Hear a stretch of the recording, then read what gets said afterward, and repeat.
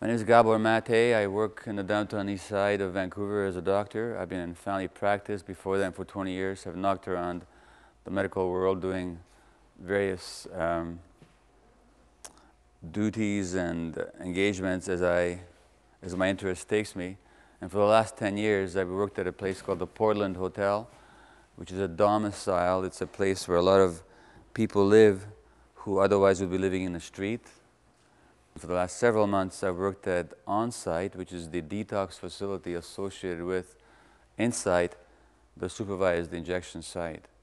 So thank you all for honoring me by coming out to hear me, and I just offer up the prayer that the speaking that we do with one another this afternoon may benefit all of humanity and help ease the pain and suffering in this world, of which there is a lot.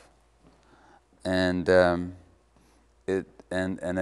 disproportionate, large share of that pain and suffering falls upon Aboriginal peoples around the world, whether in Latin America, whether in Australia, whether in the Middle East, Africa, or whether in North America. Much of that suffering is rooted in addiction, which is my subject this afternoon. Now, there's nothing about Aboriginal peoples that makes them more prone to addiction. There's nothing intrinsic, there's nothing innate, there's nothing in their nature or their character that drives them to addiction. So it's got nothing to do with any weakness or flaw or predisposition from the inside. It really has to do with what are the conditions in the world that feed and drive and promote addiction. And these patients of mine die young. They get diseases from their HIV. They get infections of their brains, of their heart valves, of their spines. They get crippled. They commit suicide. They're killed violently. They overdose. They get cancer. They die of liver disease. And few of them live into their 50s. And the question is why? Why do people keep doing these terribly damaging things to themselves, which has such negative consequences in our lives, where they lose their health, they lose their lives, they lose their families, their children, their dignity, their bodies, their teeth, their earthly possessions, and still they persist. And it's not possible to answer that question. It's not possible to answer that question if we see it as weakness of will, if we see it as moral failure, if we see it as some kind of a bad decision that people make. It's much deeper than that. In fact, the question we really have to ask is, if people are using drugs, despite the negative consequences, what does the drug do for them? What makes the drug so important in their lives? It must do something. It must do something very essential, otherwise they wouldn't do it. So if we're going to understand addiction, we first have to understand what is it that the person gets out of it. It's clear for all of us to see what the damage is, but what is the good? What is the short-term benefit that the addict is looking for? Well, to answer that question, just look at the drugs, okay? So there's one major class of drugs that you all know. They're called the opiates. Opiates are drugs like heroin and morphine, which come from a poppy plant, an Asian poppy, or they're man-made analogs like Percocet and OxyContin and so on. These are all opiates. Well, what are opiates? Why do we use them in medicine? What are they?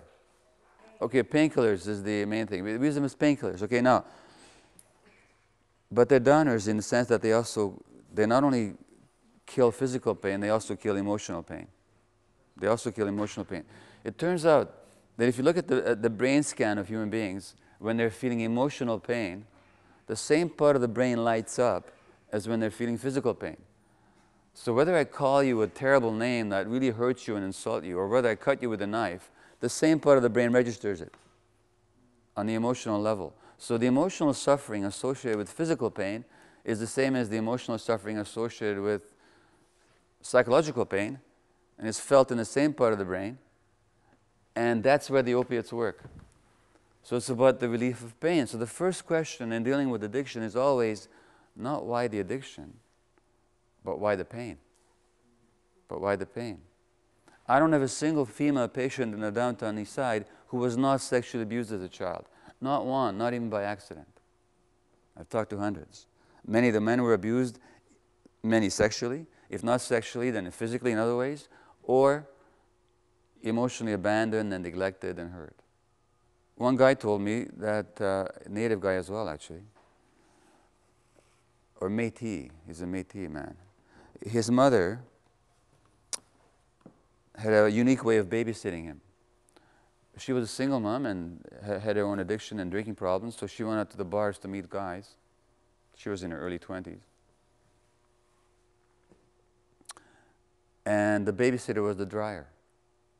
When this kid was 3 years old, the mom would stick him in the dryer, put a heavy object on the top so he couldn't climb out. And that was her way of keeping him safe while she was out. And that's not untypical. So this is what people grow up with. So that's why. So why the pain then? The reason drugs work in the human brain is because we have receptors for them. Now I'll tell you what receptors are. Here's a cell. Here's a brain cell. Okay, this is my primitive drawing of a brain cell with the nucleus here. Now, here's the drug. Okay, it looks like this. The molecule of the drug coming into the cell. It works only if the cell has a receptor that can receive it. But now the question is, why do we have receptors for molecules or drugs that come from poppies? We're not poppies after all. Well, mummies and poppies, I guess. Well, we don't have receptors for them. What we have receptors for are our own substances that look just like it. Okay? In other words, in our brains we have opiates. We have our own natural opiates. And those are called endorphins. Endorphin. Endorphins are our body's endogenous or inner or naturally occurring morphine-like substances. So the reason the opiates work because we have endorphins which look just like the opiates, and so that's why we have these receptors. But why do we have opiates in our bodies? Well, yes, pain relief. We have to have something, otherwise they would hurt too much. I mean, if I went like this, if I had no endorphins, I'd have way too much pain every time I touched anything. So there has to be something to kill the pain to some degree. So opiates are painkillers. They're also necessary for feelings of joy and elation and reward. So when you do something thrilling and you're just overjoyed, what's happening is you're having a lot of endorphins flooding your brain. So people have, when they go bungee jumping and you measure their endorphin levels, the higher the endorphin level, the more elated they are after they go bungee jumping.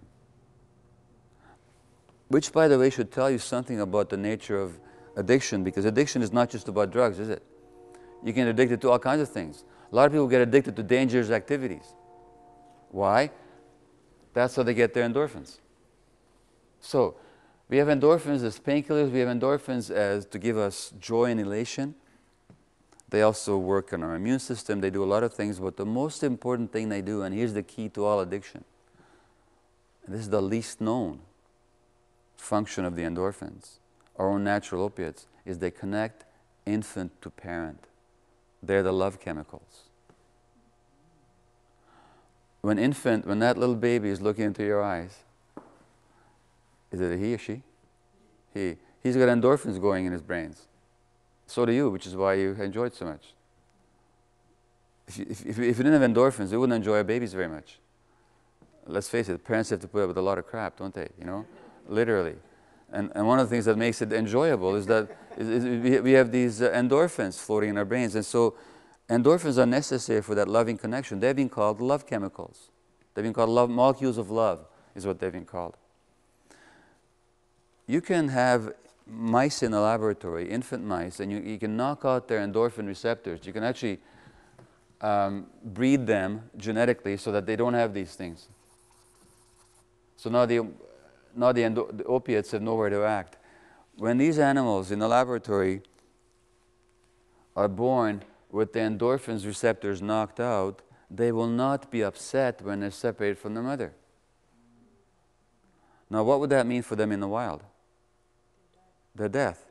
Their death. Because the mother's loving, nurturing presence is required to protect the child, to feed the child, and also to bring up the child. Without that, if the child is not looking to the mom, because of the no endorphins, there's no love from the child to the mother, therefore no connection, therefore no life. So what I'm saying is that the opiates and the opiate addiction arises in the most essential brain circuit that we human beings have, which is pain relief, reward, and love and connection, which is the essential dynamic in human life. Now when you ask, why is it so powerful? Well, because that's where it arises, in that most essential brain circuit. And I'll talk in a little while about why it arises there. But the point is, that's why it's so powerful. Now, another chemical that's involved in addiction is called dopamine.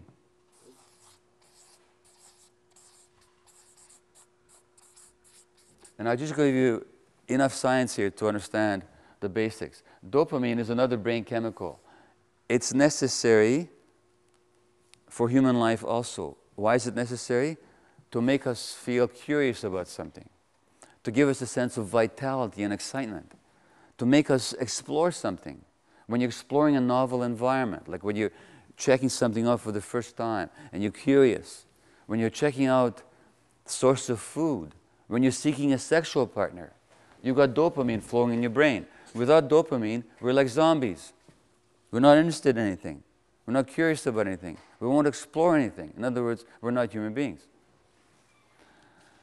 I'm mentioning dopamine because all the drugs of abuse, including the opiates, release dopamine in the brain as well. But the stimulants, particularly cocaine and nicotine and caffeine and crystal meth, release dopamine in a major way. Now, if you're seeking food or the expectation of being rewarded by food, that'll get your dopamine circuits, it'll give you a 50% increase in your dopamine levels. So that's pretty good. That's why you look for food, you know. We're hungry, but also we're excited, right? When you're seeking a sexual partner or about to receive a sexual reward, your dopamine level goes up 100%. So it doubles. Now, a shot of cocaine will increase your dopamine levels by 300%. A shot of crystal meth will increase your dopamine level by 1,200%. So you see how powerful a drug crystal meth is. By the way, I will tell you that even though crystal meth is a very powerful drug, these are all powerful drugs, they don't cause the addiction. The drugs are not addictive in themselves. I mean, just like a pack of cards. You can look at a pack of cards and not become a gambler, right? You can eat food and not become a food addict. You can, somebody could open up a store, but you don't necessarily have to become a shopping addict. You can try crystal meth, and most people who try it don't become addicted to it. I'm not saying it's a good thing to try. What I am saying is that the drug itself doesn't cause the addiction. Something else has to be there as well, and that something else is what I'll be telling you. Now, in response to your question, so when you're getting shots of dopamine from the outside, from the cocaine, then your brain says there's too much here, and it reduces the number of dopamine receptors. So these dopamine receptors on which the cocaine acts, the dopamine acts, if you have too much dopamine here, the brain says, oh, whoa, whoa, this is too much for me, and it'll kill off some of its own receptors. Now when you stop the cocaine, you're not getting it from the outside, and your body stops making it from the inside. It takes a while for the brain to regenerate itself. Sometimes it takes a long time. And while that's going on, while it's regenerating, you're irritable, and you're tired, and you're depressed, and you're going through withdrawal, and nobody likes being around you very much. Because you're a pretty miserable person, because you don't have enough dopamine, and you don't have enough endorphins. So that's the second circuit involved in addiction. Now you have the love, reward, pain relief chemical. Now you have the incentive, motivation, curiosity, exploration chemical, vitality chemical, where addiction arises. And then very quickly, I'll tell you about 2 more brain circuits that don't work in addiction. And actually, how do we know these things? Because you could do a brain scan of people. You do a scan, a special kind of imaging with X-ray technology of somebody's brain, and these parts don't work. And you can see that they don't work. Now, 2 more circuits don't work in addiction. One of them, somebody mentioned, has to do with stress, the adrenaline circuitry. Now, adrenaline is a stress hormone. And we need that. If I was to attack you now, you'd have to be able to fight back. And for that, your body would create a lot of adrenaline. That would help you escape or to fight back. The flight or fight hormones, adrenaline being one of them. When you talk to addicts and you ask them, why do you do drugs? What is it that it does for you? One of the things it'll say is, it helps me not be so stressed. Now, in other words, the addict doesn't know how to not to be stressed. They get stressed very easily. The person who's addicted gets stressed very easily. Or the person who is stressed easily is more likely to be an addict because they're more likely to use the drugs to soothe their stress. Because drugs are stress relievers in the short term. I mean, as you say, if you were upset right now, if I gave you a shot of morphine, you'd be pretty happy pretty quickly. They relieve the stress. They're stress relievers. But for the addict, they don't have enough capacity to regulate their stress, so they have to go to these external chemicals. So that's the 3rd circuit that doesn't work in addiction. And the 4th one is what's called impulse control. Now, impulses are urges and motivations to behave or to do something. I might have the urge to, in a store, I might have the urge to grab an object and stick it into my pocket. That's an impulse. I might have the urge to go up to somebody attractive of the opposite sex and say something totally inappropriate. I mean, we all have these impulses. But there's something in the brain that says, you shouldn't do this. Not a good idea. You might have the urge to do an injection of heroin. Something up here is supposed to say, not a good idea. The part of the brain that is supposed to control our impulses is called the gray matter, or the cortex of the brain. And it's supposed to say no. It's okay for me to have all kinds of desires.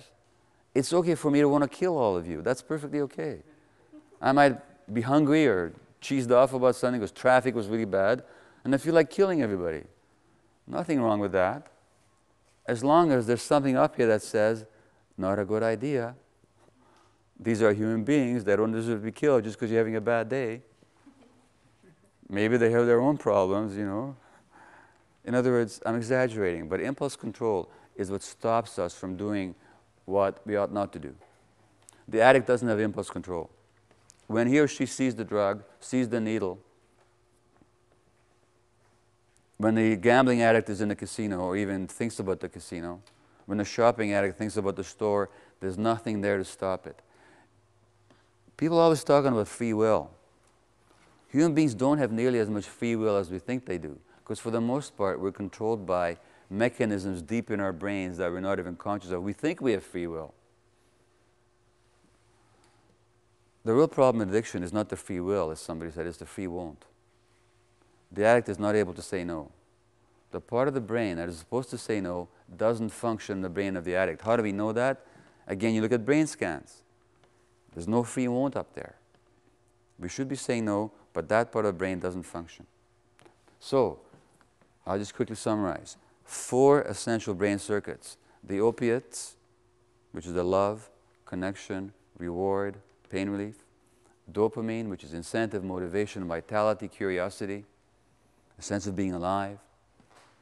Impulse control and stress control. These are the circuits that don't work in the addict. And the people in whom these circuits don't work, they're the ones who become addicts.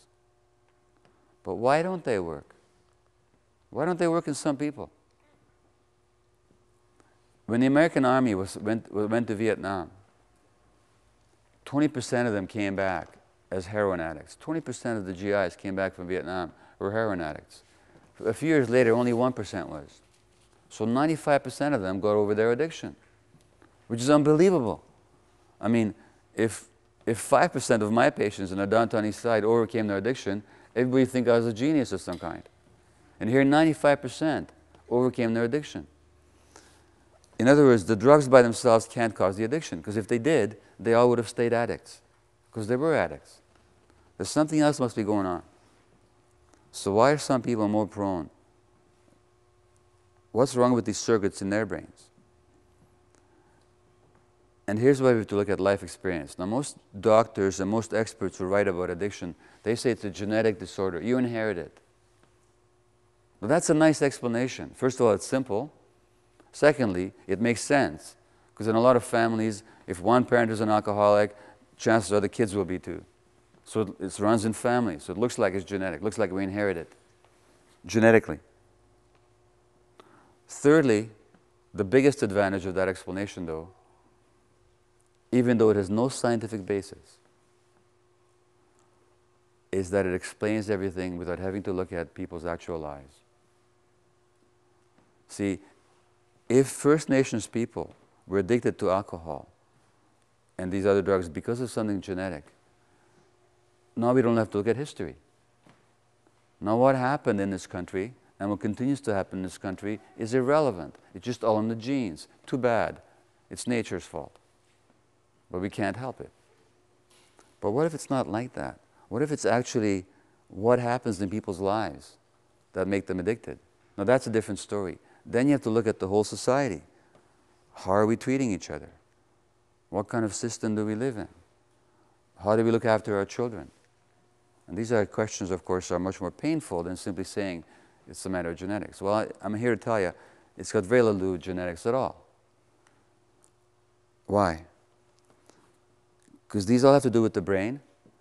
And how does the brain develop? How does the human brain actually develop? Where it turns out, and this is not, I'm telling you anything new. I mean, you may have heard this, may have not have heard it, but I don't make it up. This is just brain science, the way we know it to be an absolute fact. It's not even controversial anymore. That the way that the human brain develops is an interaction with the environment. It's shaped by the environment. That baby, how old is that baby there? How many? 7 months. See, in the first year of life, there are times in that kid's life when every second, a million connections are being made. I mean, every second, a million connections are being made at times in that kid's life. The human brain is the only one that continues to grow in the same rate outside the uterus as it did inside the womb. And human beings are born with very premature brains. We're premature, we're born. We're all premature when we're born. Doesn't matter when we're born. At 9 months, we're still premature compared to a horse. A horse can run on the first day of life, right? A human being can't manage that neurological control, the balance, the visual acuity, the muscle strength, the coordination for 2 years. So the horse is 2 years ahead of us in terms of brain development. So the horse developed in the mother's womb in advance, 2 years in advance of the human being. And why is that? It's because as human beings evolved, we began to have larger and larger heads. And we began to have larger and larger heads so that we could use the hands, so that they could tell the hand what to do. Because the hand is compare the hand to the hoof of a horse. This is far more sophisticated. This is far more complex. The brain has to have a lot of circuits and connections and systems to make this work. I mean, if you try to build a computer to make the hoof work, and if you try to make a computer to make this thing work, imagine the circuitry has to be much more complex, much larger. And that's why you have these large brains. So large brains, and at the same time, we began to walk on 2 legs, so we can use the hands as hands. So walk on 2 legs. Now the pelvis has to narrow. So now we have a narrow pelvis, large head. Narrow pelvis, large head, narrow pelvis.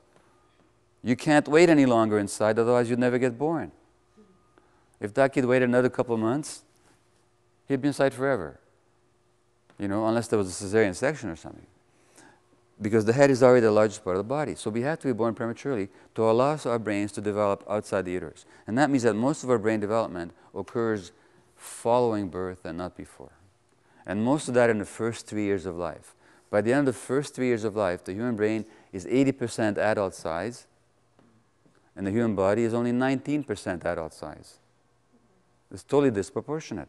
And that means most of our brain development occurs in the first 3 years, under the impact of the environment. And the circuits in the brain that get the appropriate input, that get the right stimulation, they develop, and the ones that don't, they even die. And they certainly won't develop very well. And that's not so difficult to understand. If you took a plant, a seed, and you stuck it in the floor here, would you expect it to grow? Well, of course you wouldn't. Why? Because the conditions aren't here. There's no irrigation, there's no sunlight, there's no nutrition here. Why would it grow? It's the same with the human brain. It needs the right conditions. Now, what are the right conditions? Well, it depends on which circuit we're talking about. Now, the visual circuits that allow us to see, there's about 30 different circuits making up the visual system. That needs light. If this child was in dark for the first 5 years of his life, he'd be blind thereafter for the rest of his life. Because there's no light, the brain says, I don't need visual circuitry. There's no light here. I might as well put that energy into hearing or something else. So for the development of seeing, you need light waves. Now, the circuits of the opiate love chemistry, the dopamine incentive motivation system, the impulse regulation, and the stress control system also needs the right environment. Just like the visual circuitry needs light. And what is the right condition for these important brain circuits? And this is where we're letting our kids down. I'm talking about as a whole society.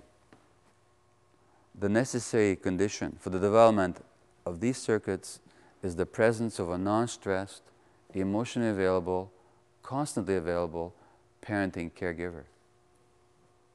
Without the presence of a non-stressed, emotionally present, constantly available parenting caregiver, these circuits don't develop. If you take a small child, if you take monkeys and you separate them from their mothers and you measure their dopamine levels, they're down within a couple of days. The endorphin and the dopamine level in the child's brain depend on the presence of a nurturing parent, of a non-stressed nurturing parent. Why do I say non-stressed? I'll explain that in a moment. I could give you all the science behind that. Let me just give you one example. At the University of McGill in Montreal, they experiment with rats. And rats are easy to work with because they have a short gestation time, so they're not pregnant that long. And they grow up very quickly. So you can study them between birth and death very quickly. So rat mothers, when the baby is born, when the rat pup is expelled from the mother's womb, the mother immediately starts licking the rats. Licking them means on the perineum, like on the bum, just starts licking them. And that's how they groom them, that's how they connect with them. That's their version of bringing the baby to the breast. First they lick them. Now, some rats do it better than other rats. Some mother rats lick their babies with more care and nurturing than other mother rats. If you look at the babies that are well nurtured by their mothers in the first few hours of life, and if you look at these babies as adults, they're less anxious, they're smarter, and if you look at their brains, they have more natural tranquilizing chemicals in their brains. There's a class of drugs called benzodiazepines. Benzos are drugs like Valium and Librium and Ativan and so on. We have our own natural benzos in our brains. These rats that are well licked by their mothers, they have more of the natural stuff in their brains than the rats that were not well licked. But it's not genetic, because if you take the rats whose mothers don't lick them very well and you put them, those baby rats, with mothers who do, they grow up to be just fine. So the proper brain chemistry of the infant depends on the presence of the mother and the capacity of the mother to nurture the baby. Now, in a group of monkeys, they divide into 3 groups. And they created different conditions for food finding for these mothers. These mothers had small babies they had to look after, and they find food for them. The one group, they made it difficult. It was always difficult for them to find food, predictably difficult. The mothers knew that it was always going to be hard to find food. They had to work really hard for it. Another group, they made it easy for them. The food was just right there. The middle group, they made it sometimes difficult to find the food and sometimes easy to find the food. So there was uncertainty. Now, guess which group of mothers was it that their infants, when they grew up, were more insecure, they had to do cocaine and alcohol? The uncertain group, yeah. The mothers who always find it difficult, they adjusted to it. The mothers who always find it easy, no problem. The ones who were stressed, because they never knew. And uncertainty is a big cause of stress. They're the ones whose infants grow up to be adults who did cocaine and alcohol. And there's so many experiments like that. Now the same thing is true in human beings. Because when mother and infant, when I say mother, it could be the father, it could be the grandfather, it doesn't matter. When the nurturing parent is looking into the child's eyes, and the child looking into the mother's eyes, the parent's eyes, that's when they both have endorphins happening in their brain. And that promotes the development of the child's circuitry. But what happens to people like Serena, whose story I read to you, and like all my other patients in the Downtown Eastside who never had that? Those circuits don't develop. So when they do heroin, guess what? It's like for the first time, they feel love and connection. It's for the first time they feel human. Or the first time they do cocaine, they feel alive and vibrant and excited. And that's pretty powerful. And it's the only way they got it. So you try and take that away from them. It's damn difficult to give it up. Addiction is pretty simple. It's what happens to people when they don't get what they need. And they have to end up soothing themselves. Now, this is not about blaming parents, by the way. You have to understand that.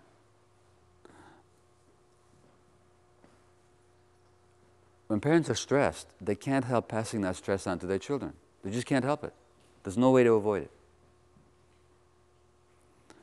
Now, I was born to a Jewish mother in 1944 in Budapest, Hungary. And you all heard about what happened to the Jews in Eastern Europe.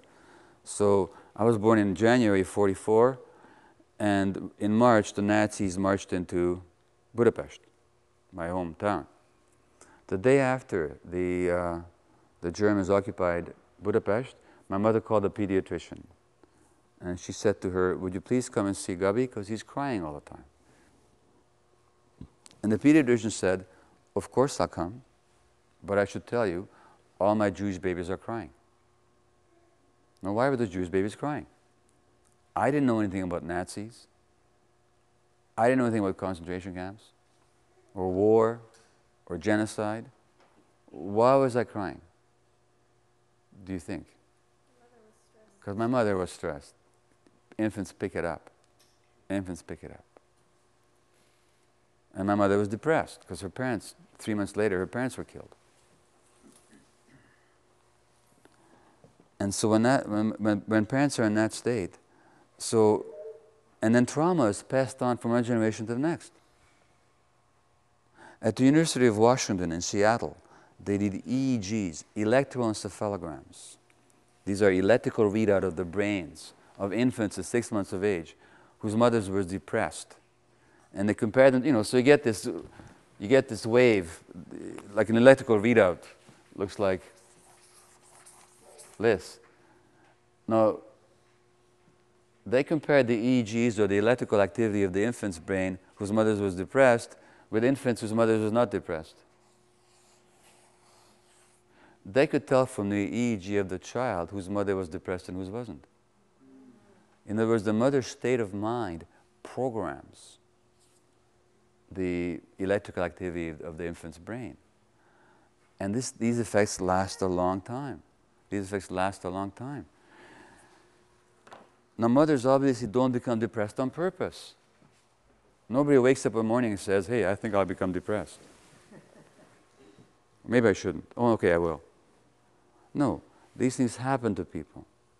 Nobody gets stressed or depressed on purpose. My mother did not create the Second World War just so that I would have a difficult first year of life.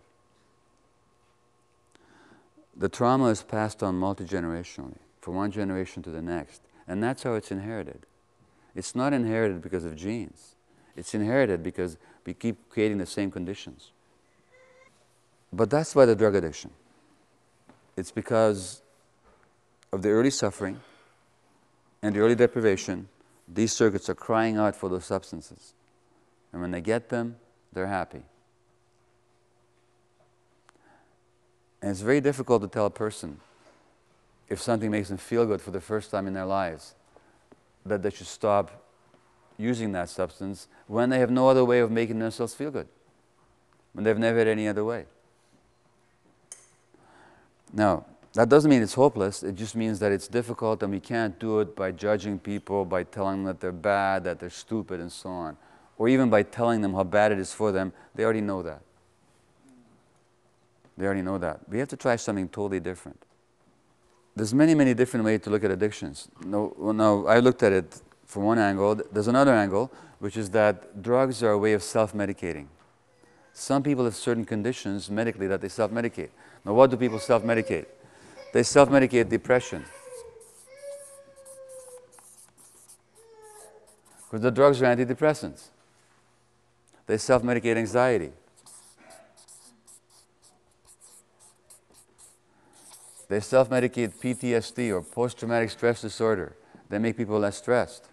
They also self-medicate what you've got, which is ADHD. Attention deficit hyperactivity disorder, okay? The stimulant drugs, like cocaine and crystal meth, which most people, when they take them, they get more hyper, actually make you calmer. Why is that? Imagine this. I'll explain to you. Imagine that your brain was like a, imagine a busy street corner with traffic going in 4 directions, you know?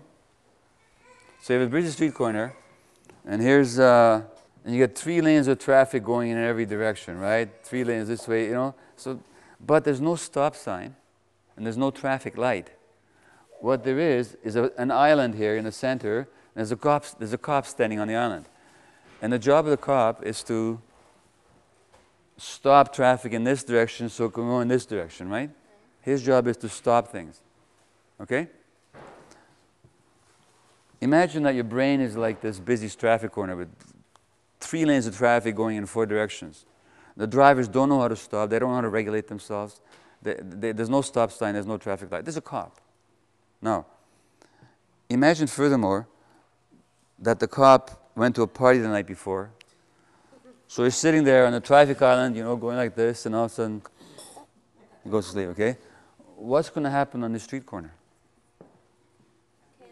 Total chaos, right? Honking and people getting angry and upset, but nobody getting anywhere, just like you in your room. What would you have to do to create order on the street corner again? Get a new cop. Sorry? Get a new cop. No, he can't do that. You got the one you got. What are you going to do with him? What are you going to do with him? Give him coffee. Totally right. Give him a stimulant. Okay. Caffeine is a stimulant. Okay. Cocaine is a stimulant. Crystal meth is a stimulant. Nicotine is a stimulant. ADD is another condition. It's just a condition that predisposes to addiction, and people self-medicate by these stimulant drugs.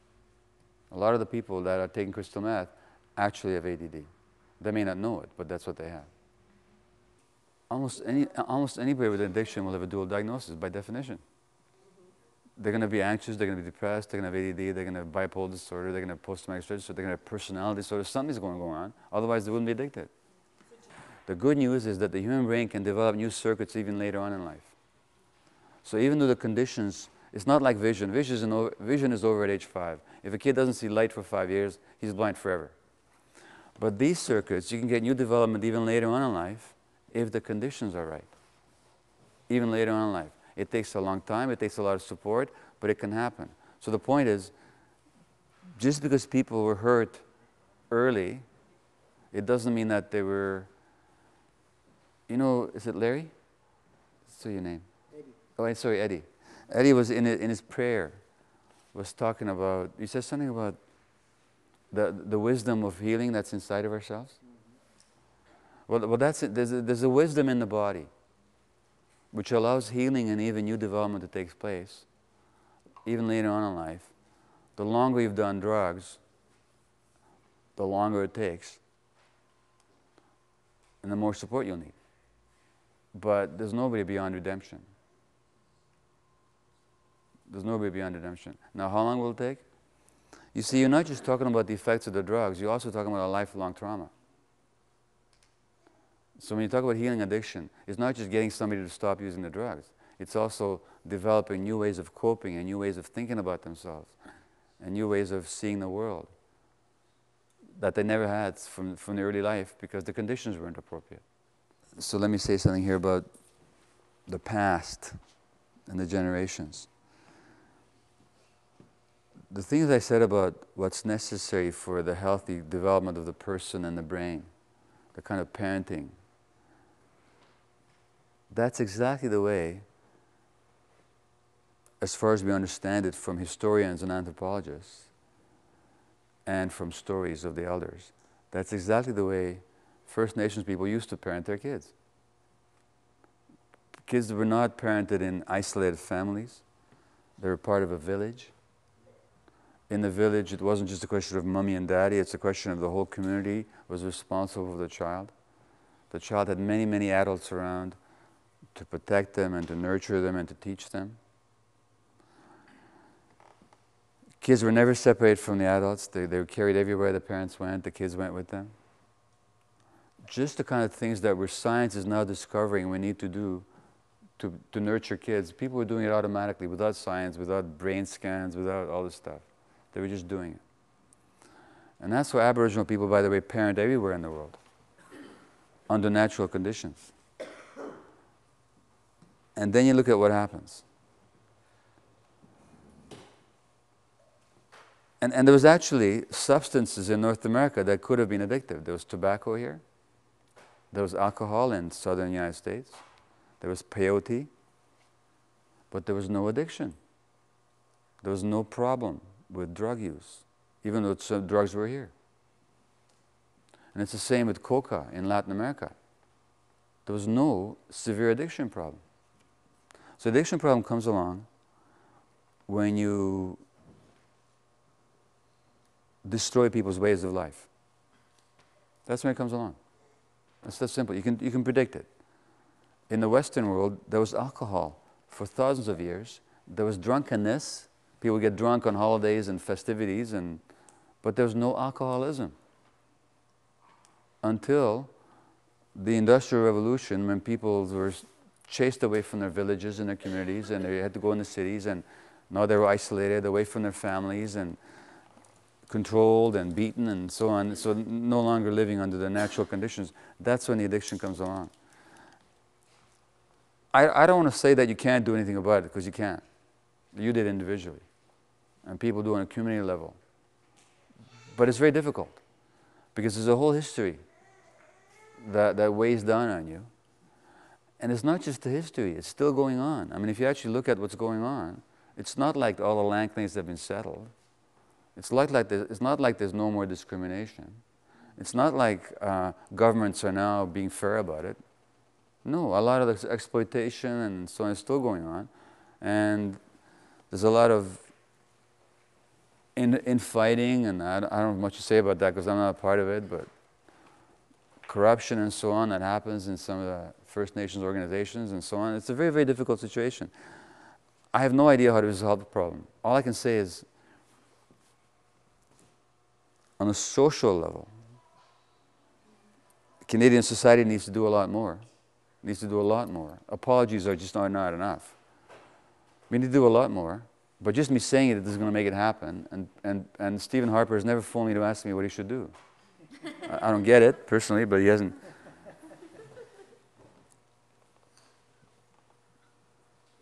But communities are going to have to find some creative response. That this trauma has been going on.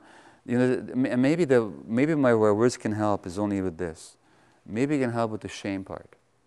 Because there's tremendous shame associated with abuse. Maybe if people get it, that it's not their fault, that it just happened. They didn't create it, they didn't call for it, they didn't ask for it. It might be their responsibility now. I mean, whatever addiction issues exist in this community here, you can wait for Stephen Harper to come and do something about it, but I wouldn't hold your breath too much.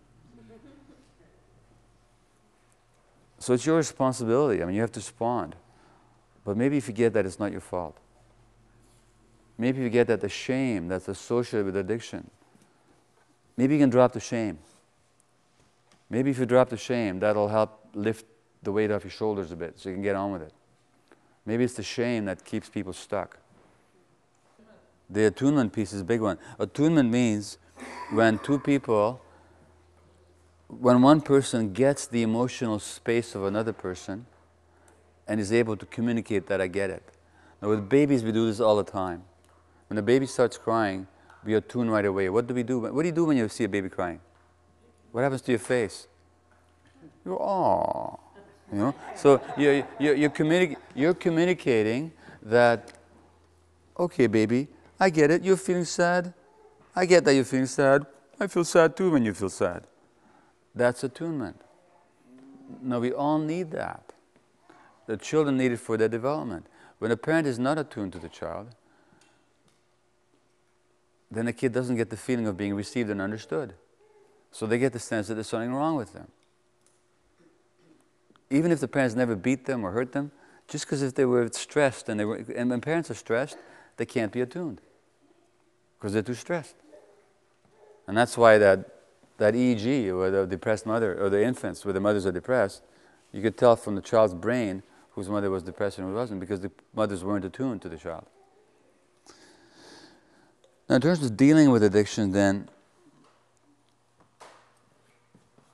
given that the first condition that was lacking was this attuned presence of caregivers, what do you think the first condition is if we're going to heal people? The same thing. It's not enough to tell people that you got to stop doing this, it's bad for you. People need, first of all, some loving acceptance in their lives. They need to be given the message that their addiction may not be okay, but they're okay. That it's not their fault. That they're not stupid, that they're not deficient, that there's nothing to be ashamed of. Nobody woke up at 3 years of age and said, I'm going to become a drug addict.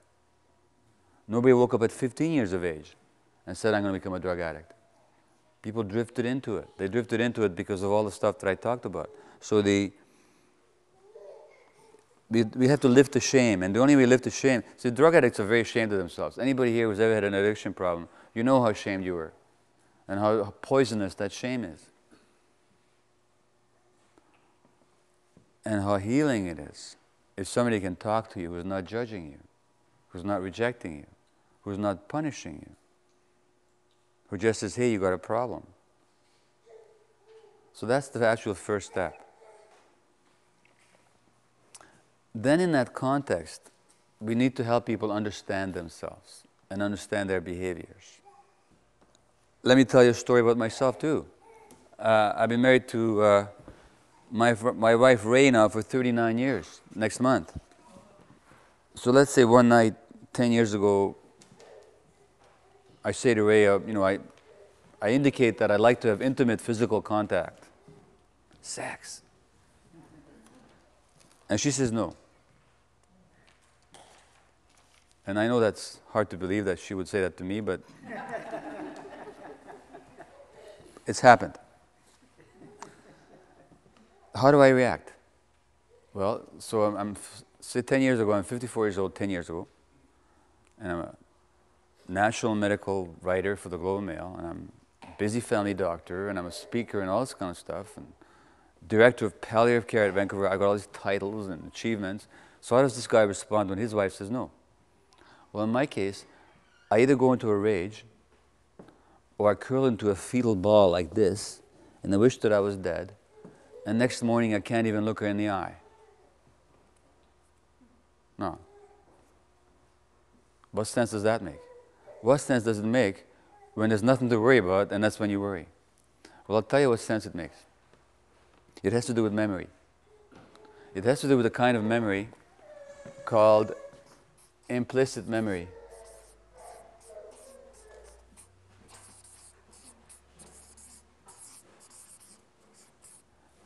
Implicit memory, okay? I'll tell you what that is. There's two kinds of memories in the brain and the body. One kind of memory is what we call recall. When you can call back, recall what you had for breakfast yesterday, what you did 2 weeks ago, what a teacher said to you when you're in grade 5. That's recall. That's called explicit memory or recall. But the part of the brain that remembers that way, that encodes or photographs explicit memory, isn't even developed till the second or third year of life. So nobody recalls anything. If I asked you, what did the nurse wear when your mother delivered you, you wouldn't be able to tell me. There's no recall for that. Your brain wasn't even ready to recall that. But there's another kind of memory called implicit memory that's there right from birth. And that's the emotional memory of what happened without the recall. So the emotional experiences are imprinted in your brain, but you don't recall what caused the emotion. Okay? Now, you told us that you were abused, traumatized when you were 2 years old or 1 year old, right? You have no recall for that, but you have memory. The emotional memory, the implicit memory, is here in your brain. Now, what do you think emotionally you were experiencing when nothing was going on, when you were 1.5 years old, but you already been traumatized?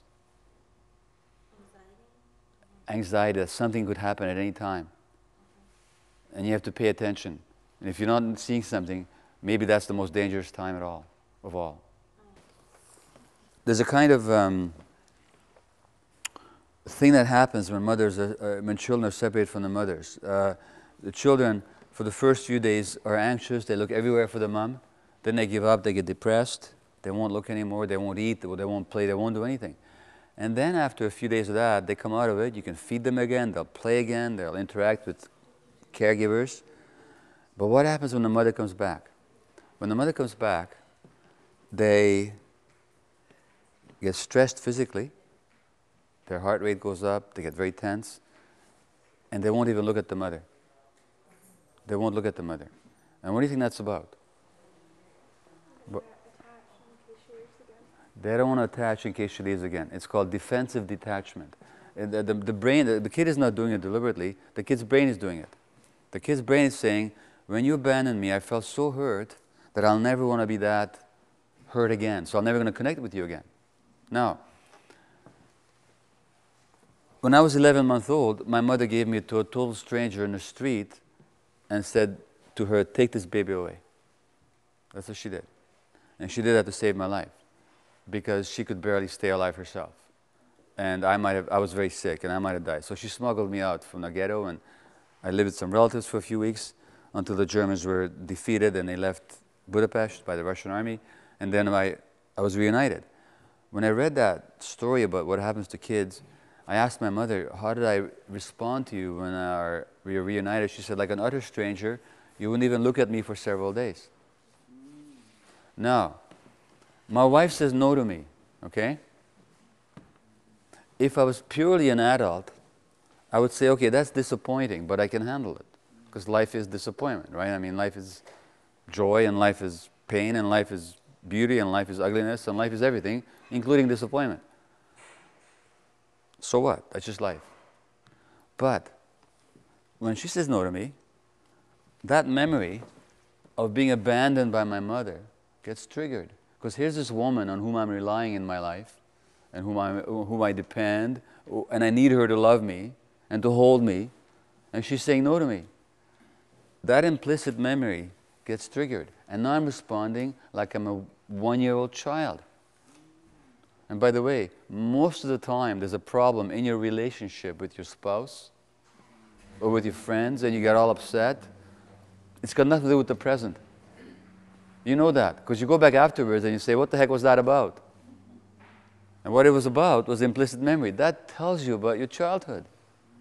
You're back in a state of implicit memory. Now the addicts are always full of implicit memory. So what was the addict's memory? The addict's memory was that he or she was abused by authority figures. So you're an authority figure, and you speak to them in a harsh way.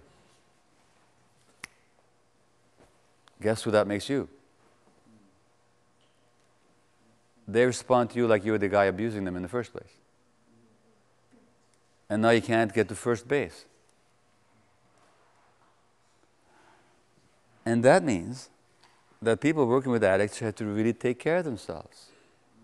They have to be very aware of what's happening internally. Because I tell you what happens to me, when I'm not taking care of myself, let's face it, in a relationship between myself and my clients, who's got the power? I do. I mean, I got the status. If they complain about me, they don't get anywhere. I mean, let a druggie from the Downtown Eastside go to the College of Physicians and make a complaint about a doctor. How far will they get? I'm not saying how it should be, I'm saying how it is. And all their lives, they have never experienced any power at all. So they won't even, they've threatened and all that. I don't give them a prescription. Okay, I'm going to the college. Okay, go ahead.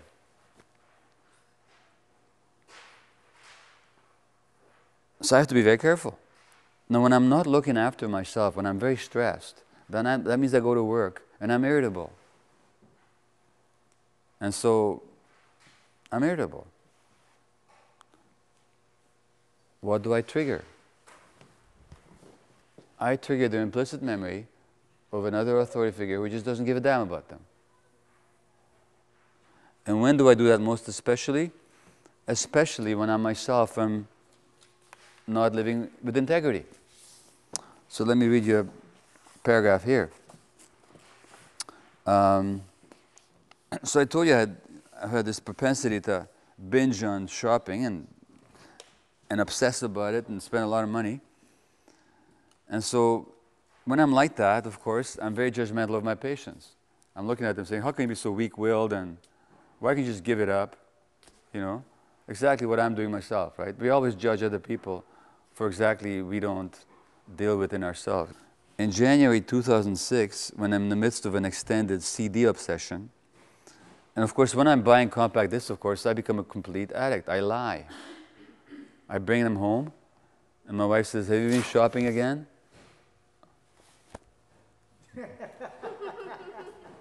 How can you even think such a thing? And I stash it on the porch, and when she goes to sleep, I smuggle it into the house. In January 2006, when I'm in the midst of an extended CD obsession, Sean comes moaning into my office. I'm messing up, he says. I'm puking and shitting. I've been doing heroin. Oh man. Sean has been in a recovery home for months. I haven't seen him for a long time, but he did call regularly, proudly reporting on his progress and his determination to stay clean. Once he left a voicemail, I'm calling to say that I appreciate all your help. I just want to say thanks, man. Now he's back in the Downtown Eastside, pale, bedraggled, emaciated, unwashed. He's been living in the streets for weeks, but plans to admit himself to a Christian rehabilitation camp. Don't you think you should be back on the methadone, I suggest?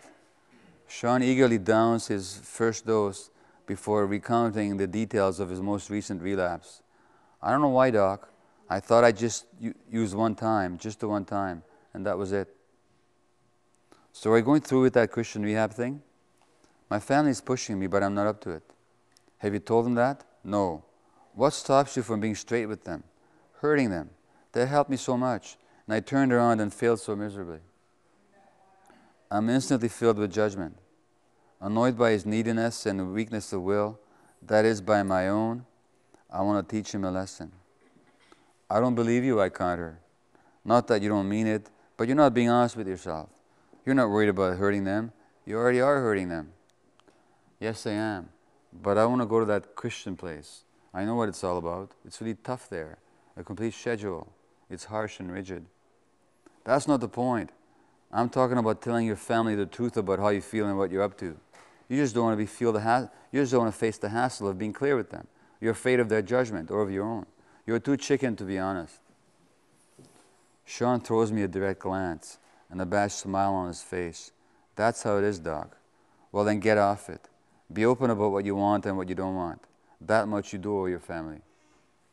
And dog, having pushed his addicted patient to tell the truth, will not go home and lie to his wife, his briefcase stuffed with the latest haul of classical music. And that's how it is for all of us. When we're not in integrity, that's when we're most judgmental of other people, because we can't stand seeing in others what we don't like about ourselves. Which is, I think, why people have such a hard time with drug addicts, because who in this society is not addicted? And this whole society is all about getting soothing from the outside. You have to look that way, you have to be that way, you have to buy that, get that, do that. It's all getting something from the outside to make yourself feel okay, which is what addiction is all about. Getting something from the outside to make yourself feel okay, temporarily. That's what addiction is. This whole society is addicted. The whole economy. And look at the consequence. The consequence is that we're destroying the earth. We're actually destroying the earth. And then we say to the drug addict, how can you shoot yourself full of cocaine when it's so damaging to you? Well, how can we do what we're doing to the earth when it's so damaging to all of us? But we can't stand seeing that part of ourselves. So we push it all to the addict and say, what's wrong with you? So the biggest thing that stands in the way of society helping the addict and of people individually helping the addict is their judgments. Is the judgments. So I'm going to ask a question now. I'm going to ask you to look at... Now, by the way, there's nothing wrong with having judgments. It's very human. You can't help it. In fact, you're not even doing it. When you have a judgment, you're not doing it. It's not that you deliberately say to yourself, what judgment can I come up with? Nah, your brain does it, right? You're not even there. Your brain is doing it without you. You didn't deliberately make... So when I say there's nothing wrong with it, it's perfectly human. There's nothing wrong with the judgment being there. The problem is when you believe the judgment. So the thing is to notice it. Because if you don't notice it, it's going to get in the way. So I'm going to ask you a question now. So I'm just going to ask you to look at yourself now. And tell me, if you're willing to, I'm going to invite you to tell me, to share with me, some judgment that you've had about an addict in your life. It could be somebody else. It could be yourself.